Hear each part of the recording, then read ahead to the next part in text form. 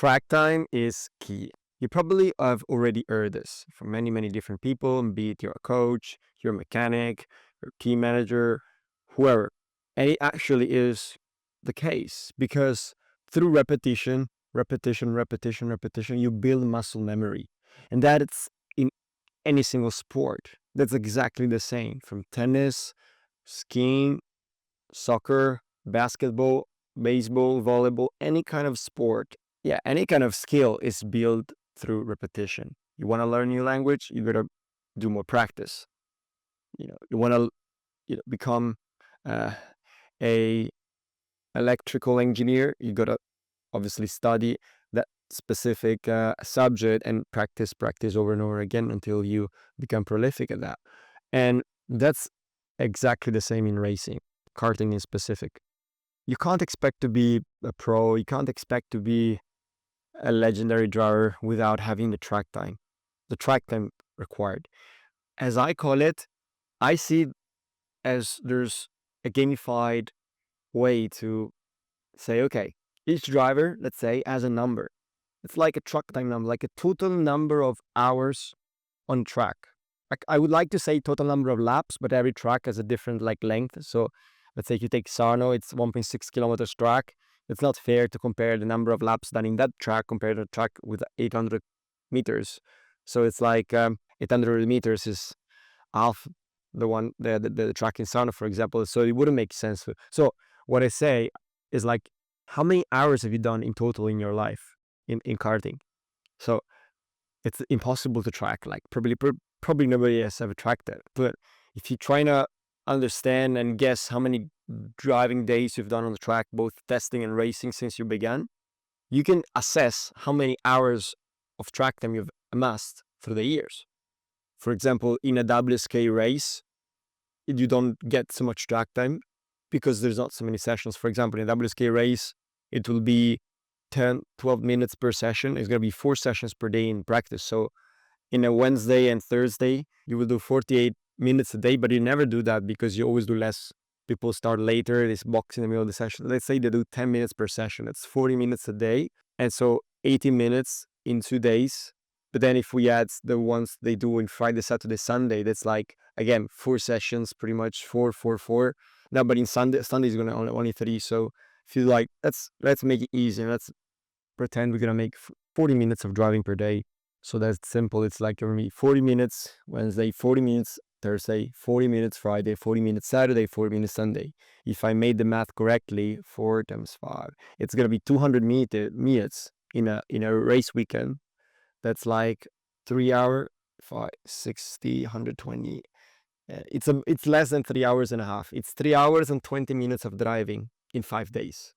Now, if you compare that, for example, to a testing day that you may be on a track and there's almost nobody there, and so you have like almost open pit lane, so you can drive almost at any time.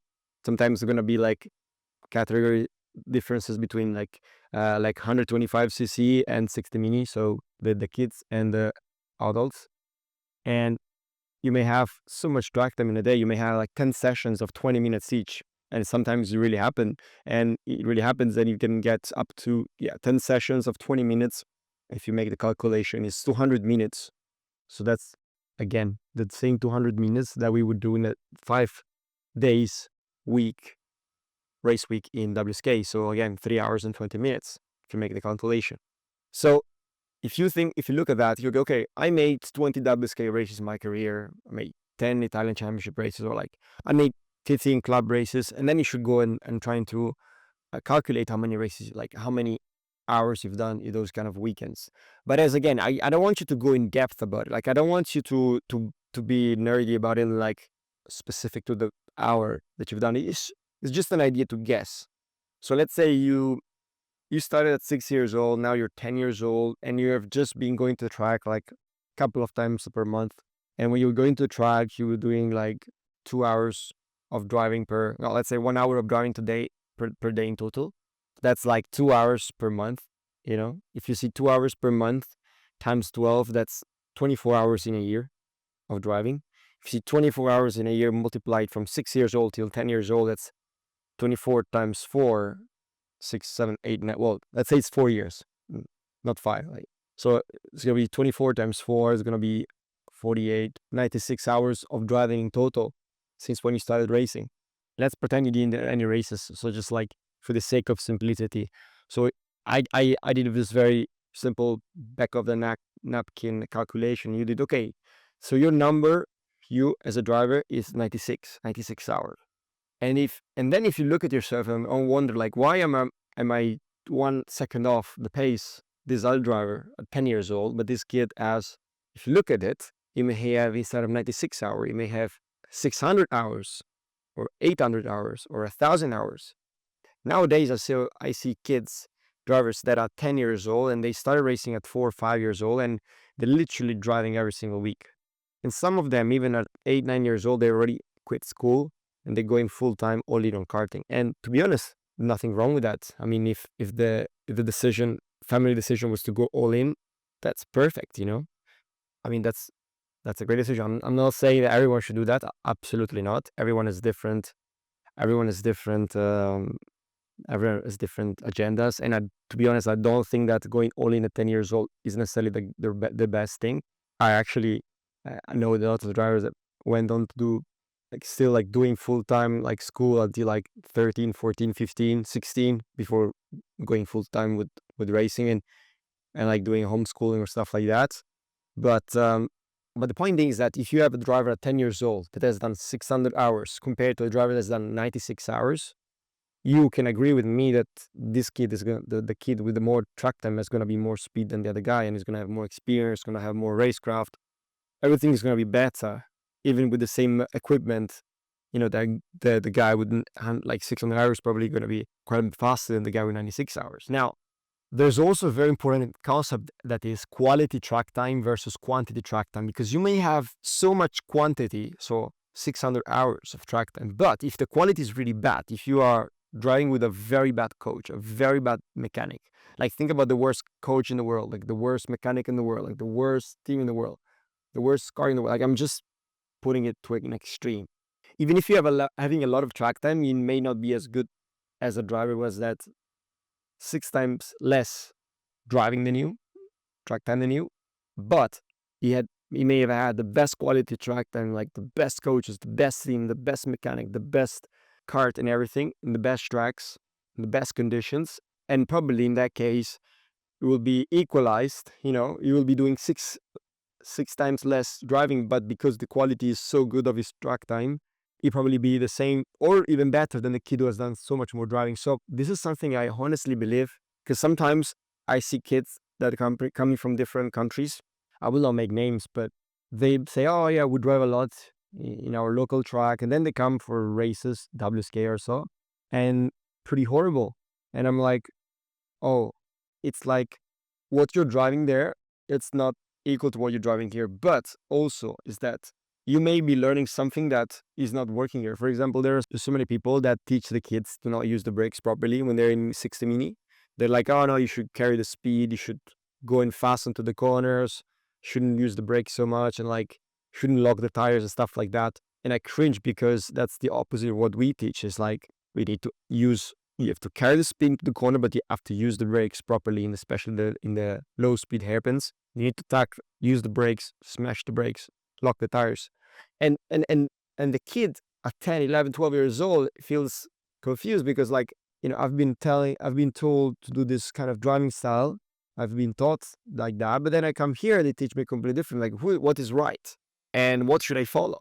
And that's the problem to me when I see there's a lot of different. But that's a topic for another day. But the point being is that when the track time is high but the quality is low, that's not good. You'd be better off doing less track time than more. I don't know if you understand, or like no coaching at all. Like if you I understand, like it's not easy to understand whether somebody's giving the right coaching or bad coaching to, like, say you're the parent and you're like working with a team, with a mechanic or whatever, with a coach, and it's, if you're a newbie, you don't know anything about racing, like it's gonna be hard for you to understand whether they are fooling you or like they're telling you the right stuff, like the kid is receiving the right feedback, the right coaching. So there's not a very simple way to gauge and like understand whether what they're telling the kid is right or wrong. But yeah, common sense always helps. If you watch those YouTube videos, if you read some books or about the topic, you probably understand more what it means receiving good coaching versus bad coaching. But anyways, if you notice that the kid is not progressive despite the loads and loads of track time, I would probably say, listen, remove the coach, remove the coaching at all, and let the kid drive. Let the kid drive. If you can't access quality coaching, but I mean, our mission here at Senndit is to provide quality coaching at scale in a remote way so that people from all over the world can access remote coaching. But this is not what I'm talking about in this video. What I'm saying is that it's better to have zero coaching than negative coaching, if you understand what I'm saying. So if you let the kid drive on his own, just let him do laps, and he's going to find out drivers on the track, he's going to figure it out. That's pretty much what I got when I was driving. Like, I live 20 minutes away from Lonato, South Gara Karting. That's the epicenter of karting universe, as many would say. It's here in Italy, where all of the karting manufacturers are located. There's OTK, Tony Kart, there's CRG, there's a bunch of different ones, like BRL is quite close, Car Republic is quite close from here. All the like Energy is quite close. All the major ones are here in this area, Brescia, northern Italy. So I've been privileged to be living 20 minutes away from here. And if and when I was ending school at like noon, 12:30, at 1 o'clock in the afternoon, literally my mom or some like a mechanic would take me to the track, and I would drive, do laps and laps in winter, summer, when like off races, like off season, we would go and we just do laps. That's it. Kart, standard car, you just go, training engine, nothing fancy, used tires, worn tires, you just go out and do the best. And there would always be a lot of drivers to drive against to see what I would like, okay, they're doing this, they're faster, therefore I should copy them. Okay, I've learned, I'll do that, I keep it for me. Okay, then they do that, no, but they're slower, I catch, okay, then I keep mine.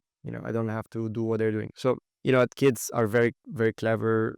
They have like the rate of rate of learning and intelligence up when they're young. It's very, very, very steep. So they will learn, they will figure it out on their own, what is good and what is bad for their lap time. So what I'm saying is that if you can't access really good coaching, I would not act like I would let the kid do their own things, if you understand my point. And obviously it depends if there are like other drivers on the track. Because if the kid is alone, it's going to be very hard for him to understand whether what he's doing is right or not, but when there's other kids, it's very easy. The way you're following somebody, like, you can easily tell whether he's doing something better than you or not. And so just there's a few things that that come to my mind, and I just wanted to let you know in this video. I don't want to make it too long. The main thing was that, yes, track time is key. The more track time you get, the better. Obviously, high quality track time is better than low quality track time. And if you have really bad coaching, you would probably better off doing less track time but like less track time with good coaching than lots of track time with bad coaching. But yeah, as long as you can build that muscle memory through repetition, doing any kind of task, be it racing. Today, is going to be racing. Tomorrow is going to be learning an instrument. Tomorrow, like then the other day, is going to be learning something for school.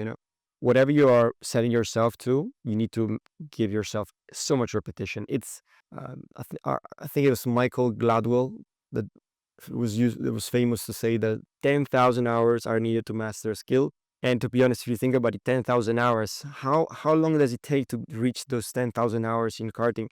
For some people, even decades. Maybe like most of the people will, I guarantee you, 100%, 99% of the drivers would not get to that 10,000 hours of driving. Not. I can guarantee very few will. That's why drivers like Verstappen and like Formula 1 drivers like even like Norris, they drive a lot in the simulator to keep, like, not only is enjoyable for them, it's competition and it's like what they love doing, but also like they do it because the more they do it, the better they become. Simple.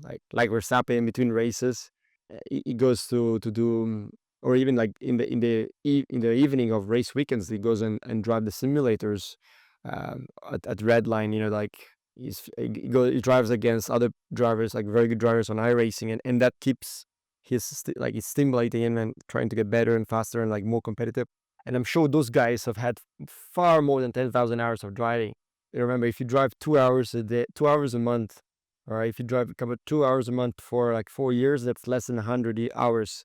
Imagine getting to 10,000 hours. You still got 9,900 hours left.